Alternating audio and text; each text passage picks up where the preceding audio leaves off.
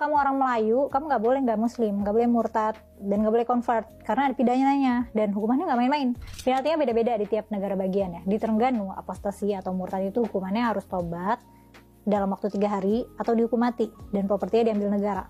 Di Pahang, kalau ada attempt untuk murtad bisa kena denda maksimal Rp5.000 atau sekitar 18 juta rupiah, atau 3 tahun penjara, atau dicambuk 6 kali, atau kombinasi dari semuanya. Nah, di Kelantan, attempted apostasy untuk percobaan murtad ya, baru attempt, itu hukumannya detensi maksimal 36 bulan di Islamic Rehabilitation Center. Jadi ada tempat rehabilitasi.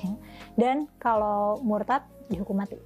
Dan ternyata di dunia ini ada 10 negara yang punya hukuman pidana yang bisa sampai dihukum mati kalau murtad.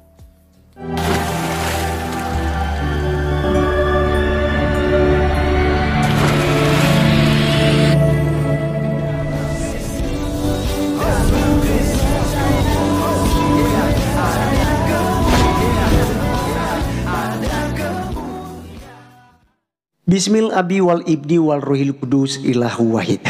Pada video kali ini teman-teman sekalian, mari kita mendengarkan satu berita ya dari salah seorang perempuan mengenai hukum Islam yang menurut saya teman-teman sekalian sangat mengerikan bagi pemeluk agama Islam. Jadi wajar saja teman-teman sekalian, tidak mudah mereka itu untuk meninggalkan agamanya, tapi dalam tanda kutip di negara tertentu. Kalau di negara Indonesia teman-teman sekalian, karena hukumnya bukan hukum syariat Islam, maka mereka bebas ya untuk meninggalkan agama Islam. Tetapi beberapa negara seperti nantinya yang akan kita saksikan bersama lewat video ini, mereka tidak boleh mengganti agamanya. Kalau mereka mengganti agamanya, hukumannya adalah hukum mati. Ya, karena hukuman yang pas untuk mereka adalah kematian. Nah, teman-teman sekalian, ini berbeda sekali ya dengan ajaran Tuhan Yesus Kristus, bahwa dan juga ya jaminan daripada Undang-Undang Republik Indonesia teman-teman sekalian tentang hak kebebasan untuk memilih agama dan kepercayaan masing-masing. Jadi ya secara hukum dunia dalam kategori hukum Indonesia itu hukum Islam ini itu sangat bertentangan di negara kita ini. Agama itu, kepercayaan itu adalah pilihan ya. Anda mau jadi seorang Kristen, mau jadi agama Islam, mau jadi agama apapun, itu adalah kebebasan bagi Anda. Itu dijamin oleh undang-undang. Karena soal agama itu kan hubungan kita dengan Tuhan, teman-teman. Ya, hubungan kita dengan Tuhan. Tapi kalau kita melihat seperti di cuplikan video tadi, itu sangat mengerikan sekali. Nah, untuk mempersingkat waktu, mari langsung saja kita teman-teman sekalian menyimak ya video daripada seorang perempuan yang menjelaskan tentang hukum-hukum Islam berikut ini. Islam bisa dihukum mati loh di Malaysia. Baru tahu aku, kaget banget. Nah, orang di sana masa nggak familiar sama konsep bebas beragama sih apa gimana? Nah, sebenarnya secara de jure ada konsepnya ya, tapi de facto nggak gitu. Kalau kamu orang Melayu, kamu nggak boleh nggak Muslim, nggak boleh murtad, dan nggak boleh convert karena ada pidananya dan hukumannya nggak main-main. Penaltinya beda-beda di tiap negara bagian ya. Di Terengganu, apostasi atau murtad itu hukumannya harus tobat dalam waktu 3 hari atau dihukum mati dan propertinya diambil negara. Di Pahang, kalau ada attempt untuk murtad bisa kena denda maksimal Rp5.000 atau sekitar 18 juta rupiah, atau 3 tahun penjara, atau dicambuk 6 kali, atau kombinasi dari semuanya. Nah, di Kelantan, attempted apostasy untuk percobaan murtad ya, baru attempt, itu hukumannya detensi maksimal 36 bulan di Islamic Rehabilitation Center. Jadi ada tempat rehabilitasi. Dan kalau murtad, dihukum mati. Dan ternyata di dunia ini ada 10 negara yang punya hukuman pidana yang bisa sampai dihukum mati kalau murtad. Afghanistan, Brunei Darussalam, Iran, Malaysia, Maldives, Mauritania, Qatar, Saudi Arabia, United Arab Emirates, dan Yaman. Hak kebebasan beragama atau the right to freedom of religion of belief itu termasuk hak asasi manusia. Dalam Deklarasi HAM artikel 18 menyatakan bahwa setiap orang punya hak atas kebebasan berpikir, punya hak untuk mengikuti hati nurani, bebas memeluk agama, termasuk juga kebebasan untuk mengubah agama, serta berhak bebas, baik sendiri maupun bersama komunitas atau bersama kelompok, di tempat umum ataupun pribadi, untuk mengekspresikan agamanya atau keyakinannya dalam lingkup pengajarannya, praktiknya, ibadahnya, dan pengamalannya. Ya, it makes total sense aja ya nggak sih, kalau kebebasan beragama atau tidak beragama itu hak dasar, ya nggak sih? Sebenarnya dalam hukum Islam itu murtad emangnya dihukum mati ya? Pernah ada masanya murtad atau keluar dari Islam itu dihukum mati. Hadis riwayat Bukhari menyatakan bahwa seorang muslim itu halal darahnya dalam 3 keadaan. 1, kalau dia membunuh, karena nyawa dibayar nyawa kan, an-nafsa bin nafsi. 2, kalau dia berzina, padahal udah nikah, dihukum rajam sampai mati kan. Rajam itu ditanam badannya di tanah setengah badan, terus ditimpukin batu sampai mati. Nah terus kondisi ketiga, kalau dia murtad atau keluar dari Islam.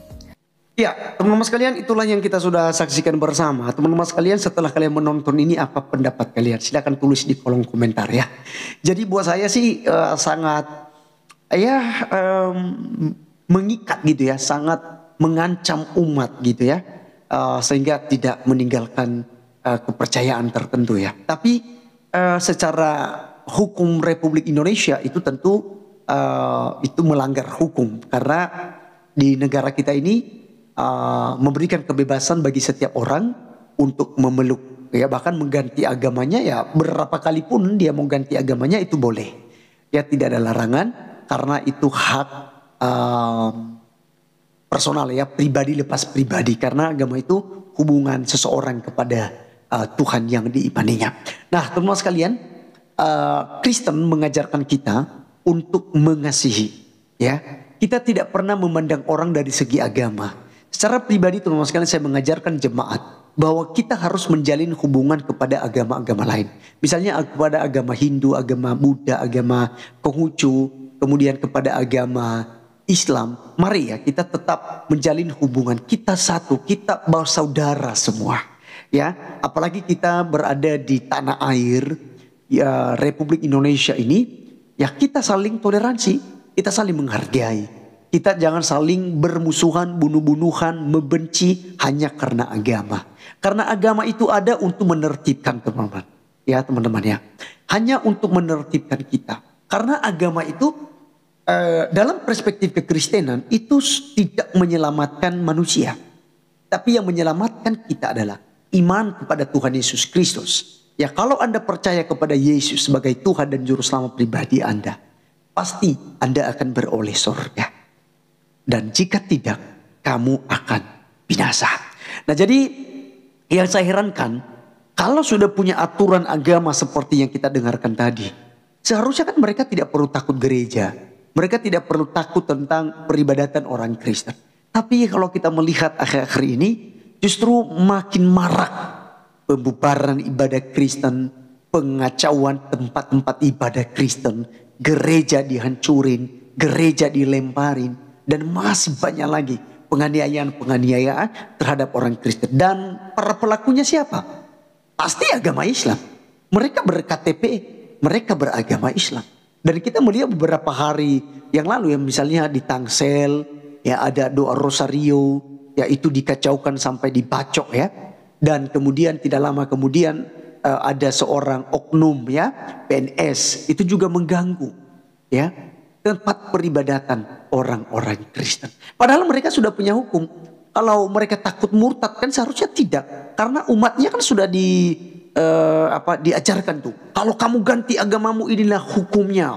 Ya, inilah resikonya kalau kamu mengganti agamamu. Jadi seharusnya kuatlah iman mereka. Jadi nggak perlu takut terhadap gereja. Tapi ya lagi-lagi teman-teman sekalian, para kandurun-kandurun, orang-orang yang otak ya miring gitu ya, yang kurang waras dan pemabuk agama, ya apa boleh buat.